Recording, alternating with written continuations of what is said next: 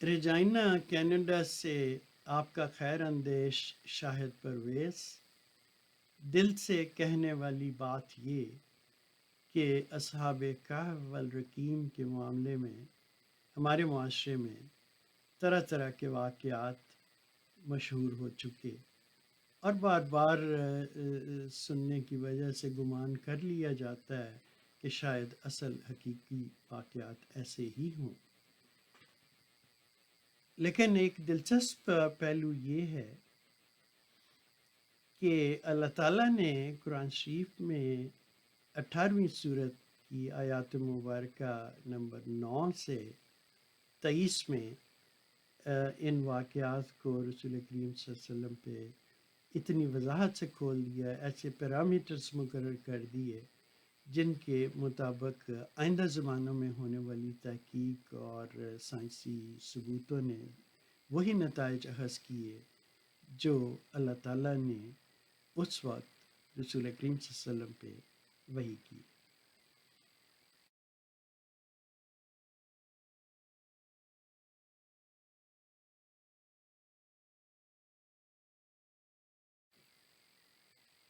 इन आयात मुबारका पे गौर करें तो सबसे पहली चंद बातें जो उभर के सामने आती हैं कि ये वाक़यात उस ज़माने के हैं जो रसूल करीम सल्लल्लाहु अलैहि वसल्लम की नबूवत से पहले के हैं। जो ज़माना नबूवत है उससे पेशतर के। दूसरा ये कि वो लोग एक खुदा पे ईमान रखते थे, दुआ गो थे, अल्लाह ताला से खैर और हदायत मांगते थे और एक खुदा पे ईमान रखने की वजह से वो मुआशरा जो बुतों की परस्तिश करने वाला था इनको सजाएं देता था। ये कत्ल भी किए जाते थे, ये लूटे भी जाते थे और ये अरसा 309 साल तक मुहित है। ये लोगों के इन लोगों के वाक़यात में इनकी पनाहगाह का नाम गार, कहफ, केव, गार। तो ये गारों में रहने वाले लोग गैरों की नज़र में कुफ़र की ज़द में थे और ये कुफ़र नया नहीं था क्योंकि हज़रत ईसा अलैहिस्सलातु वस्सलाम के दावे नबूवत को यहूद ने फिल फौर रद्द कर दिया और हज़रत ईसा अलैहिस्सलातु वस्सलाम के इस दावे को कि मुझे खुदा ने बनी इसराइल का बादशाह बनाया है, इसकी नफ़ी में वाक़या सलीब से पहले हज़रत ईसा अलैहिस्सलातु वस्सलाम को कांटों से बना हुआ ताज पहनाया गया कि तुम बनी इसराइल की बादशाहत का दावा करते हो, तो लो हम नहीं मानते तो ये ताज पहनो जो कांटों से बना हुआ था और उससे तकलीफ़ और दर्दनाक वाक़यात पेश आए। बहुत से ईसाई फ़िरके आज भी मौजूद हैं जो वाक़या सलीब से फ़ौरन पहले और वाक़या सलीब के वाक़यात पे न सिर्फ ज़िक्र करके आंसू बहाते हैं बल्कि बड़ी हद तक मातम भी करते हैं। बहरहाल बनी इसराइल यानी यहूद ने चूँकि हज़रत ईसा अलैहिस्सलातु वस्सलाम के दावे नबूवत को यकसर रद्द किया, कुफ़र का फ़तवा दिया और आपके मानने वालों पे ये तशद्दुद वाक़या सलीब के बाद भी जारी रहा। ईसाई कैलेंडर में پچھلی 2 صدیوں کے دوران یہ تسلیم کیا گیا کہ 28 سال کا مغالطہ موجود تھا، جس کی اصلاح تقریباً 500 سال کے بعد کی گئی۔ جب یہ سوال اٹھا، جب یہ کیلکولیشنز ہوئیں، اور اس کے بعد اگر اس فرق کو آپ مد نظر رکھیں تو ابتدائی عیسائیوں پہ جو ایک خدا کی عبادت کرنے والے تھے، ان پہ سلطنت روما کا یہ زمانہ جس میں یہ تشدد ہوا اور یہ 309 سال تک جاری رہا۔ یہ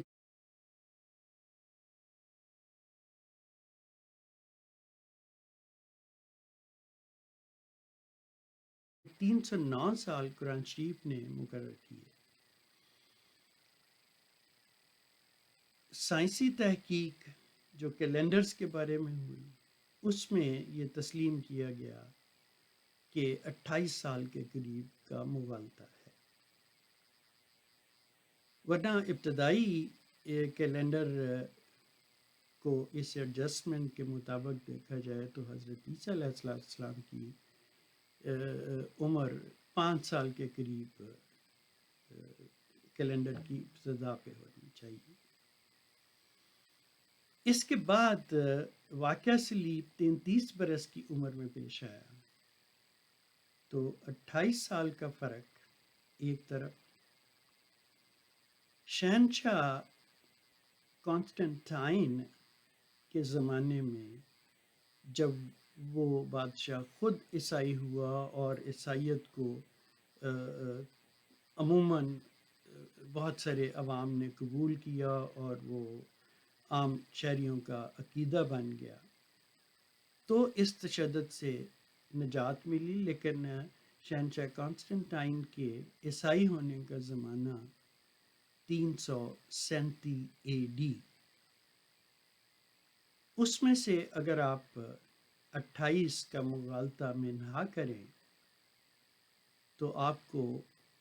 ایگزیکٹلی 309 کا عدد ملے گا، جو بعین ہی وہی عدد ہے جس کا ذکر قرآن شریف میں ہے۔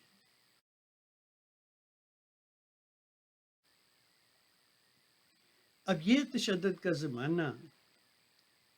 309 برس کا، یہ تو نیرو کی بادشاہت کے دوران شروع ہو چکا تھا۔ حضرت عیسیٰ علیہ السلام کے صحابیوں میں سے پطرس روم گئے، وہاں تشدد ہوا، ان کی وفات بھی وہیں ہوئی، اور انہی غاروں میں سے ایک میں ان کو دفنایا بھی گیا۔ تو یہ واقعہ صلیب کے قریب ترین زمانے کی شہادت ہے جب تشدد شروع ہو گیا۔ اس تشدد کی انتہا اس زمانے میں ہوئی جب شہنشاہ ڈیسیس، جس کو اردو، فارسی، عربی میں دقیانوس کہا جاتا ہے، اور اس سے محاورہ بھی بن گیا کہ فلاں کے خیالات دقیانوسی ہیں یا فلاں بات دقیانوسی ہے، تو شہنشاہ دقیانوس کے زمانے میں ان ابتدائی عیسائیوں پہ تشدد اپنی انتہا کو پہنچا کہ جب رومن پارلیمنٹ نے قانون سازی کر لی، جب عام شہریوں نے اس تشدد میں حصہ لیا، اور یہ عیسائی بچنے کے لیے ان مقبروں میں جا کے رہنے لگ گئے جو بنی اسرائیل کے پرانے مقبرے تھے، اور ان مقبروں کی بنی اسرائیل کے رواج کے مطابق مقبرے بڑے وسیع کمروں پہ ہوتے تھے۔ تو ان پناہ گزینوں نے ان کمروں میں رہائش بھی اختیار کی اور مزید زمین کھود کے اس میں کمروں اور چھپنے کی جگہیں شامل کی۔ معروف ترین غار تو مملکت اردن میں ہے، عمان سے 10 کلومیٹر کا فاصلہ، لیکن روایات میں تو قیاسات موجود کہ جی یہ 7 لوگ تھے، ان کے ساتھ ان کا کتا تھا، لیکن اب تک کی جو تاریخی اور سائنسی تحقیقات کے نتیجے ہیں تو پتہ تو یہ لگتا ہے کہ یہی اور اسی طرح کے غار مصر جو کسی زمانے میں سلطنت روم کا حصہ تھا وہاں پہ بھی ہیں، جزیرہ سسلی، مالٹا، نیپلز اور روم میں اسی طرح کی غاریں ہیں۔ بعض کی داخلے یا اخراج کے راستے سمندر کی طرف ہیں، بعض کے زمینی ہیں، بعض پہاڑوں میں ہیں، اور ان غاروں کے اندر بھول بھلیاں بھی ہیں، اور اس میں جو باقیات ہیں اس میں اس کے آثار میں کتے بھی شامل ہیں، اور اس کی وجہ یہ سمجھ آتی ہے کہ حکومتی اہلکار، فوج یا پولیس یا لا انفورسنگ جو بھی اس وقت کی صورت ہوگی، وہ پیچھا کرتے ہوئے جب ان غاروں کی طرف آتے تھے جو جن کے رہائشی یہ سمجھ کے قبرستانوں کی طرف عموماً لوگوں کا دھیان نہیں ہوتا اور یہ بڑے کمروں والی قبریں ہیں تو اس میں رہائش رکھی جائے اور کتے رکھے جائیں، تو ان اہلکاروں کی آمد سے پیشتر کتے بھونکنے سے ان کو پتہ لگ جاتا تھا، اور یہ یا زمین میں اور نیچے چلے جاتے تھے یا اور بھول بھلائیوں میں، تاکہ سرکاری اہلکار جو ہیں وہ ان کو آسانی سے پکڑ نہ سکیں۔ تو ان سارے واقعات میں جو سب سے شہرت یافتہ غار ہیں اردن والی غار کے علاوہ، وہ روم کے کیٹاکومبس ہیں۔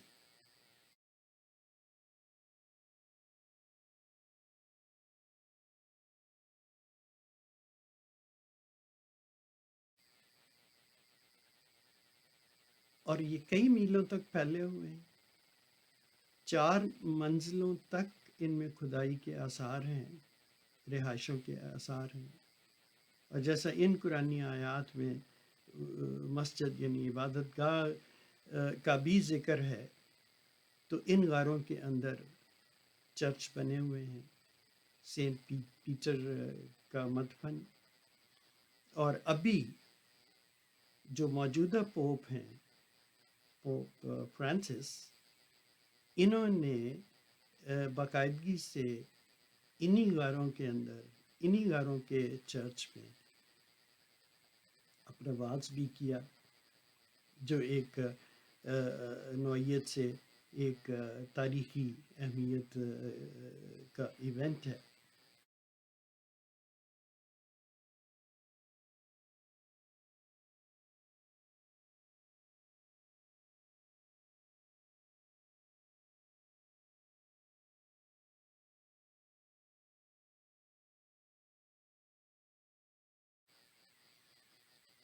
تو ثابت یہ ہوا کہ قرآنی آیات میں جس طرح اللہ تعالیٰ نے پیرامیٹرز مقرر کیے ہیں، سائنس نے ان کو 100% سچا ثابت کیا، اور مختصر یہ کہ یہ نوجوان تھے، اور عموماً انبیاء پہ ایمان لانے والے نوجوان ہوا کرتے ہیں۔ مثال کے طور پہ رسول کریم صلی اللہ علیہ وسلم کے صحابہ میں سے بہت تھوڑی تعداد میں ایسے صحابہ ہیں جن کی عمر رسول کریم صلی اللہ علیہ وسلم کے برابر یا ان سے زیادہ تھی، ورنہ باقی زیادہ تعداد ایسے افراد پہ کی تھی جو عمر میں رسول کریم صلی اللہ علیہ وسلم سے چھوٹے تھے۔ اور عموماً انبیاء کی تاریخ میں یہ بات ثابت ہے کہ اکثر 100% نہیں لیکن اکثر ایمان لانے والے نوجوان ہوا کرتے ہیں. تو اس لحاظ سے یہ وہ نوجوان تھے جو حضرت عیسیٰ علیہ السلام کی نبوت پہ ایمان لائے، ایک خدا کی عبادت کرتے تھے، اسی سے خیر اور راستہ مانتے تھے، اور ان پہ تشدد ان کے ایک خدا کی عبادت کرنے کی وجہ سے ایسی حکومت کرتی تھی جو بہت زیادہ معبودوں کی پرستش کرنے والی تھی اور مجبور کرتی تھی کہ آپ ایک خدا کی عبادت کرنے کی بجائے ہمارے بہت سارے خداؤں کی عبادت کریں. اس تشدد سے بچنے کے لیے یہ نوجوان واقعہ صلیب کے بعد پناہ گزین ہوئے غاروں میں، جن کا سلسلہ اگر آپ دوبارہ اس پہ غور فرمائیں کہ اردن سے لے کے ایک طرف اسکنڈریا تک، دوسری طرف اٹلی تک، اور پھر میڈیٹرینین کے جزائر اور مملکتوں میں،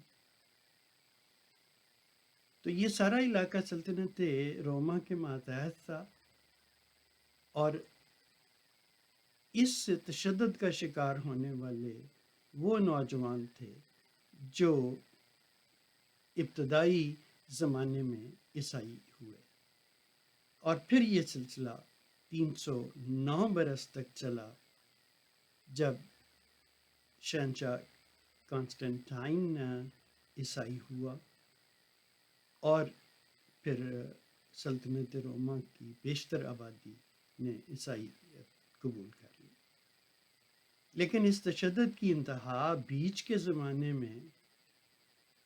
شہنشاہ ڈیسیس کے دور میں ہوئی، جس کو میں نے پہلے عرض کیا کہ دقیانوس اس کا ترجمہ ہے، اردو میں بھی، فارسی میں بھی، عربی میں بھی. تو اس لحاظ سے یہ دلچسپ امر ہے کہ حضرت عیسیٰ علیہ السلام کی دعوی نبوت کو یہود نے انکار کیا، اور اس کے بعد تشدد کا جو سلسلہ جاری ہوا وہ 309 سال تک جاری رہا. اس عرصے میں عیسائی لوگ غاروں میں پناہ گزین رہے، اور جب ان کو امن کا زمانہ شہنشاہ کانسٹنٹائن کے زمانے میں میسر ہوا، تو تب شہروں میں ان کی منتقلی پہ بالکل وہی حساب تھا کہ زمانہ بدل گیا، سکے بدل گئے، اور کتے عیسائی لوگوں کے غالباً جینیٹک بھی اس میں اب کوئی اثرات ہوں گے کہ سب سے زیادہ کتوں سے محبت کرنے والی وہ قومیں ہیں جو عقیدتاً عیسائی ہیں. اور غاروں کے زمانے میں یہی کتے پالے بھی جاتے تھے، حفاظت کے لیے بھی اور اطلاع کے لیے بھی کہ سرکاری اہلکار پہنچنے والے ہیں، کتے بھونکنے لگے ہیں، ہم اپنے اور غاروں میں نیچے یا بھول بھلائیوں میں پناہ گزین ہیں. دلچسپ واقعہ، غور کرنے والے سب کے لیے سلامتی، سب کے لیے خیر.